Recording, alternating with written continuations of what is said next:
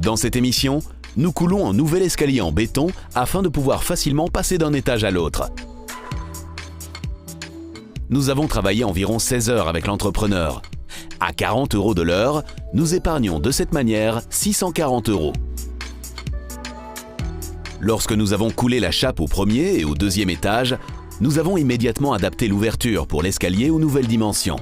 L'architecte a fourni les détails nécessaires à l'entrepreneur afin qu'il puisse préparer le coffrage. Pour cela, nous devons évidemment d'abord démolir notre vieil escalier. Ce n'était pas si difficile en soi.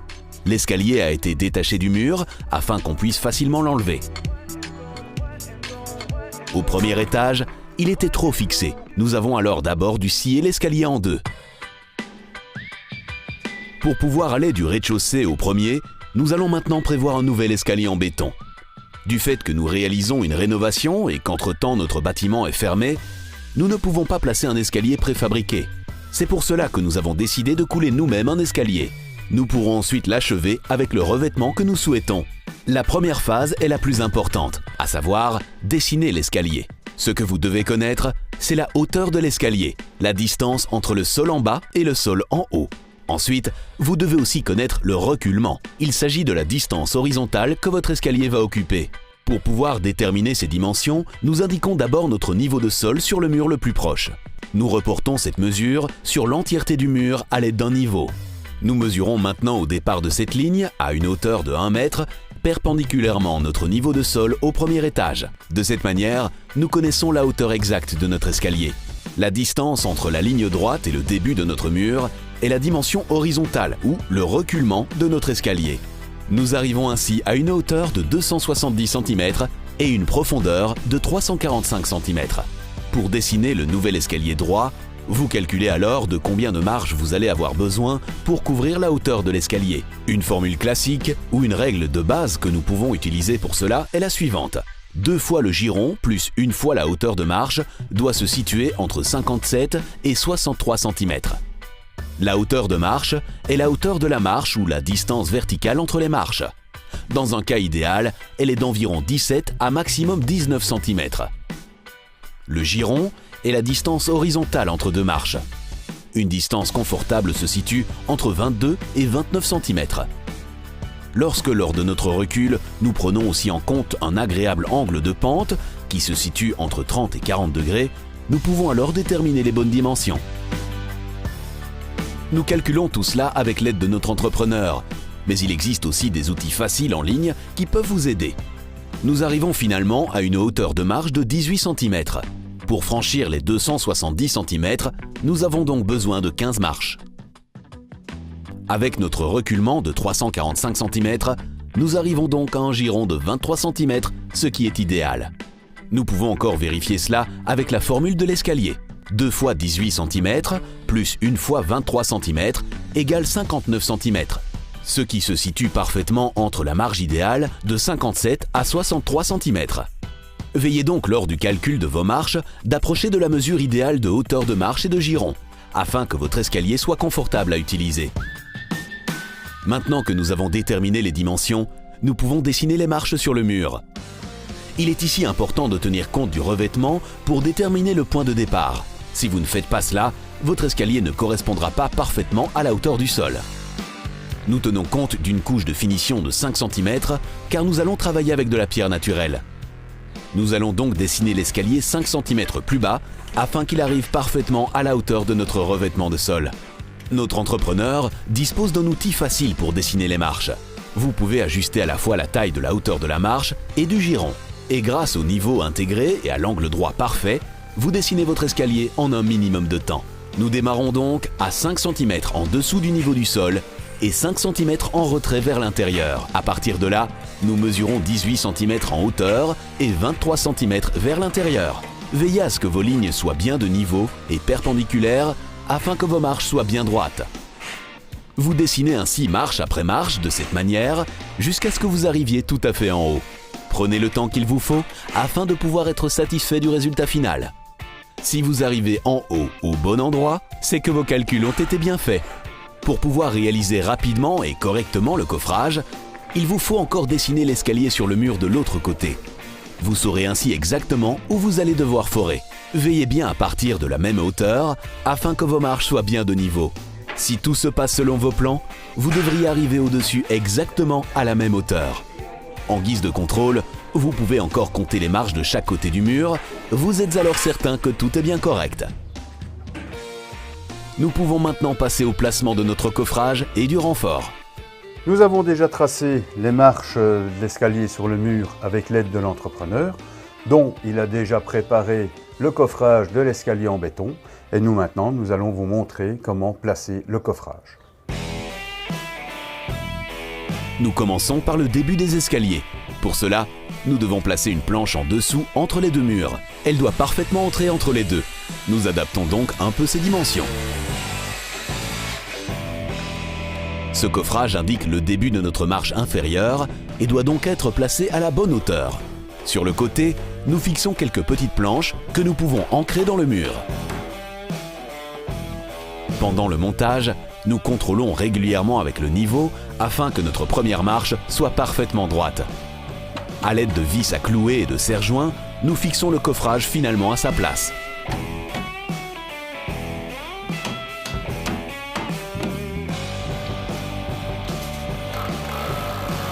Cette planche en dessous va devoir retenir le poids du béton qui se trouve au-dessus. C'est pourquoi il est important de bien tout soutenir suffisamment. Avec une planche et quelques poutres, nous fixons tout solidement. Ainsi, le coffrage ne pourra pas glisser sous la pression et la planche ne bougera pas.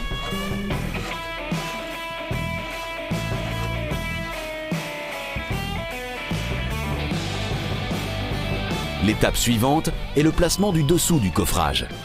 Sous les marches d'escalier dessinées, l'entrepreneur fait déjà une fente dans les deux murs.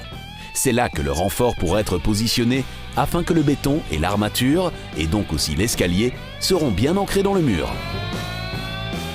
Pour la position de cette fente, il a tenu compte de l'épaisseur de construction de la marche qui sera de 12 cm. L'armature de renfort sera environ à mi-chemin. Avant de placer notre plaque de fond parallèlement aux fentes, nous devons encore tenir compte de l'épaisseur de nos poutres que nous utilisons pour le soutien. Nous mesurons tout et savons ainsi où nous devons les placer. Nous réalisons les entretoises verticales à la bonne mesure, selon la bonne pente, afin que tout soit à la bonne hauteur et puisse être soutenu dans le bon angle. À distance régulière, nous prévoyons aussi en dessous des poutres de soutien verticales. Ainsi, notre plaque de fond ne peut pas s'affaisser sous le poids du béton. Nous les agrafons avec notre agrafeuse pour qu'elles ne glissent pas. On ne peut certainement pas placer un tel coffrage tout seul. Il y a des endroits difficiles à atteindre, une aide supplémentaire est donc bien nécessaire.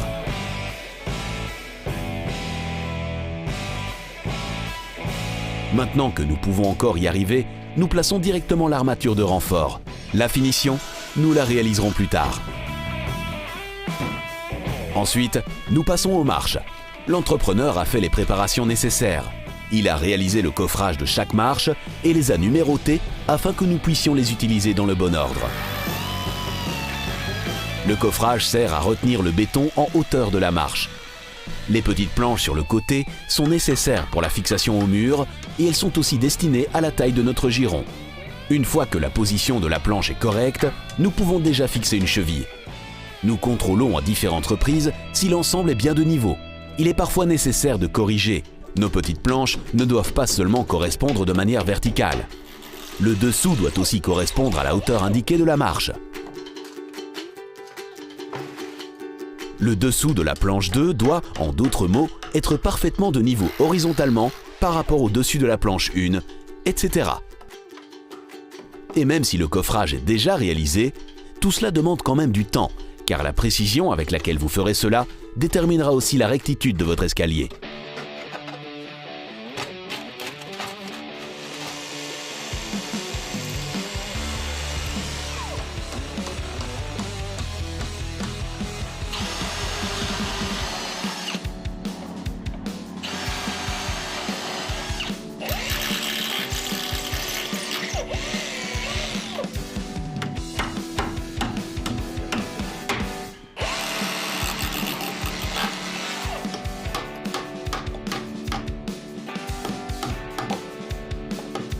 Une fois que nous sommes à la moitié, nous terminons d'abord le renfort. Nous plaçons déjà le plus grand filet Mais nous allons maintenant aussi installer des bandes supplémentaires. Il est important que nous prévoyions ici des espaceurs. Ils assurent qu'il y aura au moins 2 cm entre le filet et la plaque de fond. Ainsi, le béton pourra bien s'étaler sous le filet et assurera ainsi la solidité nécessaire. De plus, l'acier ne pourra pas occasionner de plaques de rouille dans votre plafond du fait qu'il est bien enveloppé dans le béton. Nous fixons les espaceurs de manière correcte en dessous de notre renfort. À l'aide de fils, nous les fixons les uns aux autres pour qu'ils ne bougent pas. Même sous les filets déjà placés, on monte encore des espaceurs. Prévoyez-en suffisamment afin que le renfort ne s'affaisse pas et ne touche pas la plaque du dessous. Plus épais est votre acier, et plus il est solide, et moins vous devez en mettre. Les bandes supplémentaires d'acier, nous pouvons les mettre après et les fixer aux parties déjà placées. Nous devons ensuite encore tout ancrer au bâtiment. Nous faisons cela à l'aide de tiges supplémentaires, tant dans les fentes réalisées qu'en dessous. Pour cela, nous ferons d'abord les découpes au bon diamètre. Nous fixons avec un ancrage chimique, mais avant de pouvoir la poser, il faut enlever la poussière des trous. Vous pouvez le faire à l'aide d'un compresseur ou d'une pompe. Veillez à ce que le point le plus profond du trou soit bien nettoyé. Nous contrôlons que les 2 pâtes composantes se mélangent suffisamment pour obtenir un produit gris clair et nous le pulvérisons dans les ouvertures prévues.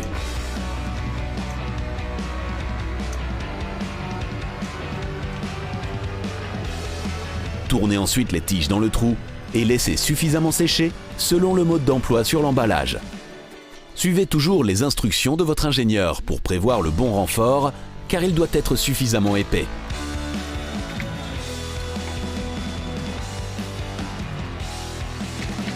Les tiges de fixation doivent avoir un diamètre un peu plus grand que les filets de renfort. Tandis que l'ancrage chimique sèche, nous fixons les derniers coffrages de marche. Une perceuse de pierre, un niveau, un marteau et des chevilles sont les outils nécessaires pour ce travail.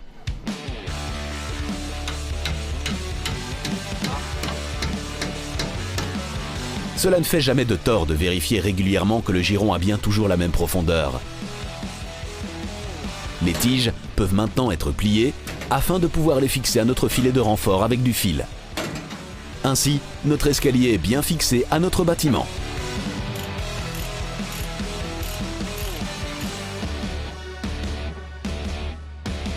Le coffrage de l'escalier est terminé. Nous allons maintenant finaliser l'ancrage de l'armature avec ceci et nous allons attacher comme auparavant avec les petits filaments. Et ensuite, c'est prêt à bétonner. Nous plaçons les tiges dans les fentes déjà creusées et nous les fixons solidement à nos filets de renfort déjà placés. Faites cela de chaque côté de chaque marche. Ainsi, le renfort s'appuie aussi sur les côtés du bâtiment et l'escalier est ancré au mur le plus proche.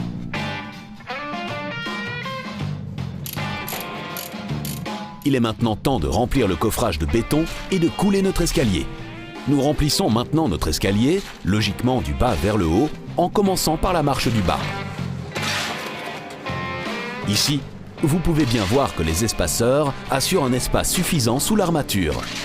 Nous optons pour chercher nous-mêmes du béton sec à la centrale à béton. Nous pourrons alors le mélanger sur le chantier avec de l'eau pour obtenir la bonne consistance. Ne faites pas un béton trop coulant, car sinon le béton risque de couler en dehors de votre coffrage. Lorsque votre coffrage est pratiquement rempli, vous pouvez alors mélanger un peu avec votre pelle pour enlever les bulles d'air. Vous pouvez ensuite continuer à remplir.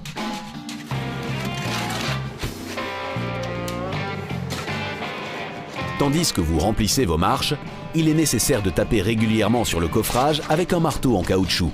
De cette manière, vous évacuez encore plus de bulles d'air du béton et vous épaississez la masse, ce qui est bien pour obtenir un résultat solide. En tapant sur le coffrage, le béton peut descendre vers le bas, ce qui fait que la marche inférieure sera un peu trop remplie. Vous pouvez éviter cela en attendant un peu après avoir rempli environ les 4 premières marches.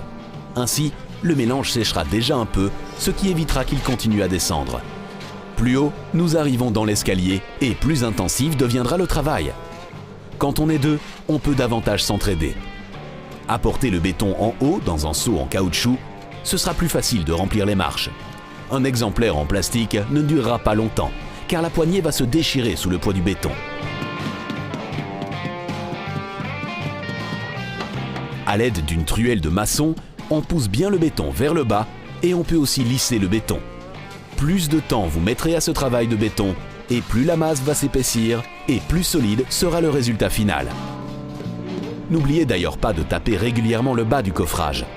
Ainsi, vous serez certain que le béton s'écoulera bien sous l'armature de renfort et jusqu'à la plaque de fond. Tout cela prend pas mal d'heures pour couler entièrement l'escalier. Nous avons eu besoin d'environ 1,2 m3 de béton sec, ce qui est déjà une belle quantité à travailler de manière artisanale. Si vous êtes finalement satisfait du résultat et que vous avez bien lissé toutes les marches, le processus de séchage peut commencer.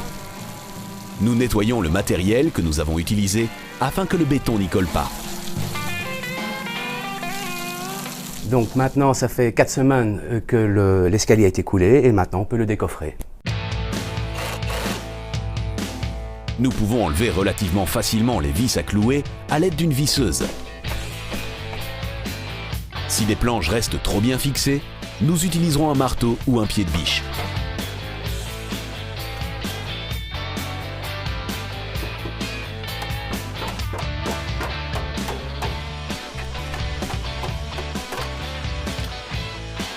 Pour enlever la plaque du dessous, nous devons travailler avec prudence, car nous ne savons pas si la planche va s'enlever d'elle-même une fois que nous allons enlever les étais.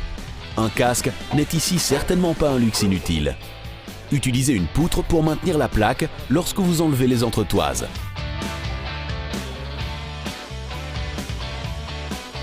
Vous pourrez ensuite enlever prudemment la plaque à l'aide d'un pied de biche. Et si vous avez suffisamment tapoté pendant que vous avez coulé le béton, vous allez obtenir une belle couche de béton bien lisse. S'il y a encore quelques petits trous, vous pourrez encore les remplir plus tard. Pour la suite des travaux, nous laissons maintenant l'escalier dans son état actuel. Le revêtement et la finition, nous les ferons lorsque nous poserons le sol. Ainsi, nous ne pourrons pas l'abîmer.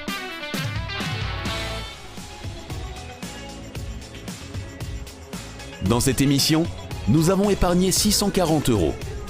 Avec le total provisoire actuel de 55 550 €, nous arrivons à un montant total épargné de 56 190 €.